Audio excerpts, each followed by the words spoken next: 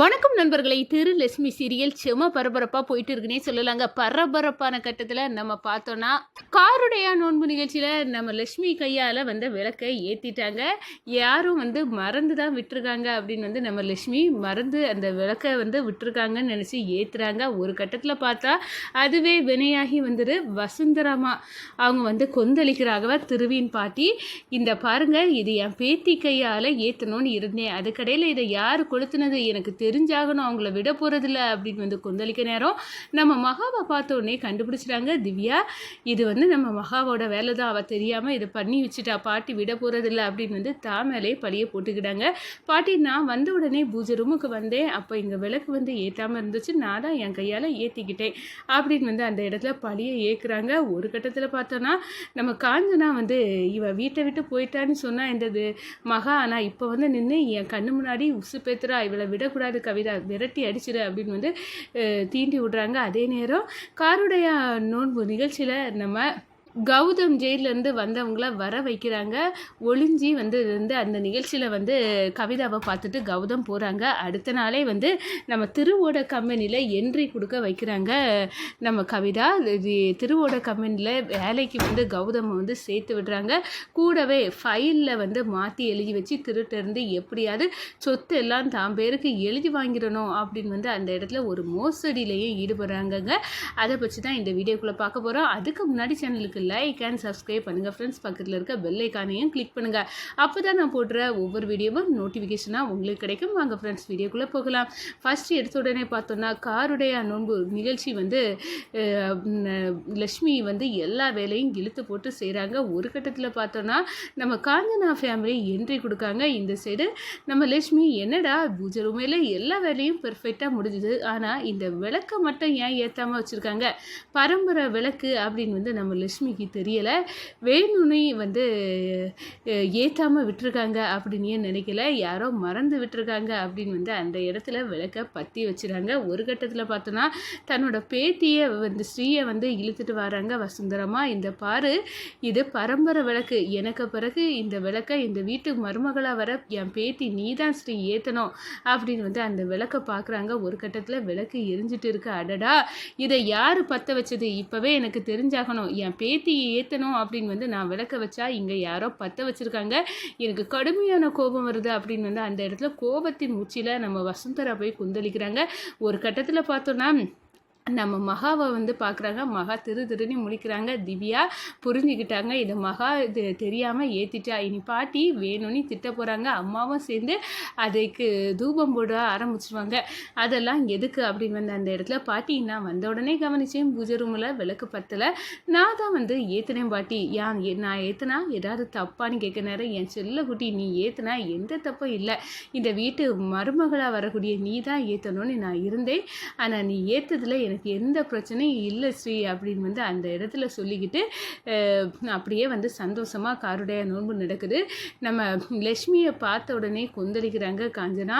கவிதா, ஏன் இவளை இன்னும் துரத்தாமல் இருக்க அப்படின்னு அந்த இடத்துல கேட்குறேன். அக்கா, நேற்று நைச்சு எல்லார் பெட்டி படுக்கையும் சுருட்டிட்டு வீட்டை விட்டு போனால், நான் வீட்டை விட்டு ஒளிஞ்சு போயிட்டான்னு நினச்சி மறுபடியும் வீட்டுக்குள்ளே அப்படியே எனக்கு அதிர்ச்சியை கொடுக்குறா, இவளெல்லாம் என்ன பண்ணது அப்படின்னு அந்த இடத்துல கோவத்தில் கவிதா சொல்கிறாங்க. அக்கா, நீ கவலைப்படாத, இன்னைக்கு நான் இவளுக்கு கதையை முடிச்சு வெளியே அனுப்பி விட்டுருவேன் அப்படின்னு சொல்லிட்டு இருக்காங்க. அதே நேரத்தில் பார்த்தோன்னா நம்ம எல்லாத்துக்கும் காஃபியை பரிமாறிட்டு இருக்க நேரம் திருவை பார்க்குறாங்க. என்னடா என் கணவர் இங்கே எப்படி அப்படின்னு அதே நேரத்தில் நம்ம திருவும், எனக்கு நான் கல்யாணம் பண்ண என்னோட மகா இங்கே எப்படி அப்படின்னு ஒரு கட்டத்தில் பெரிய அதிர்ச்சி தான். அப்போ தான் நம்ம மகாவாட்டு இந்த வீட்டுக்கு எங்கள் அம்மாவை கவனிக்க வந்தது என்னோட லட்சுமி தான், திவ்யா என்னை கொண்டு வீட்டில் கொண்டு விட்டது என்னோட மனைவி தான். அப்போ திவ்யாவும் மகாவும் ஃப்ரெண்ட்ஸு அப்படின்னு அந்த இடத்துல புரிஞ்சுக்கிட்டாங்க.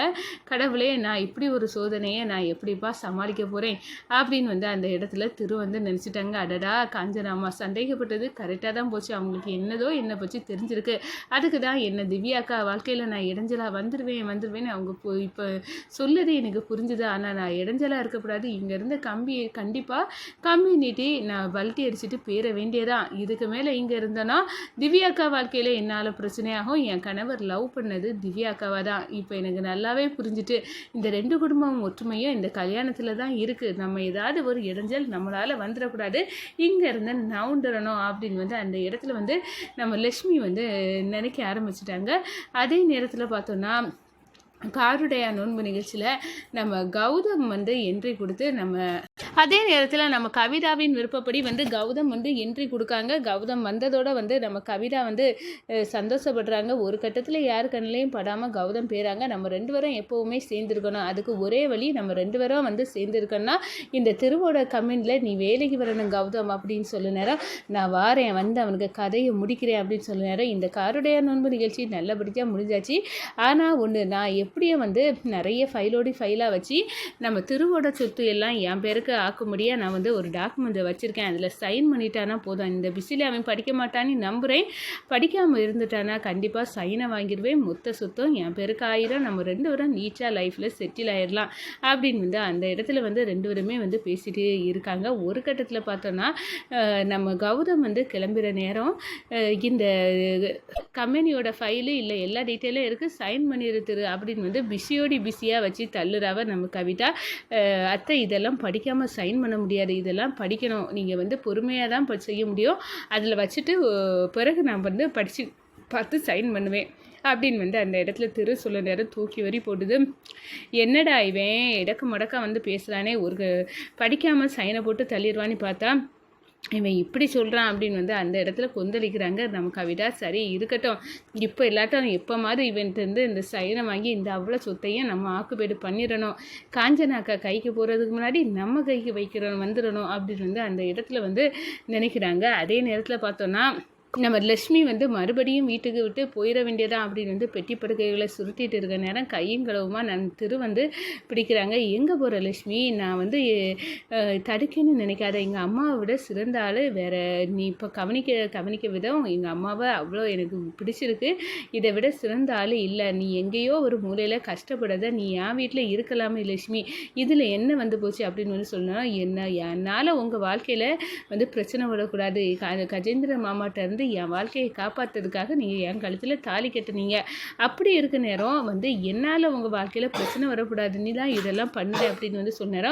அதெல்லாம் ஒரு பிரச்சனையும் இல்லை, நீ இங்கே இருந்து போகக்கூடாது லட்சுமி, உன்னை விட சிறந்த ஆள் எங்கள் அம்மாவை கவனிக்க முடியாது அப்படின்னு வந்து சொன்னாரோ. சத்தியம் வாங்கிறாங்க, இங்கேருந்து லட்சுமி நீ போகக்கூடாதுன்னு. ஒரு கட்டத்தில் பார்த்தா சரி அப்படின்னு வந்து இருக்காங்க.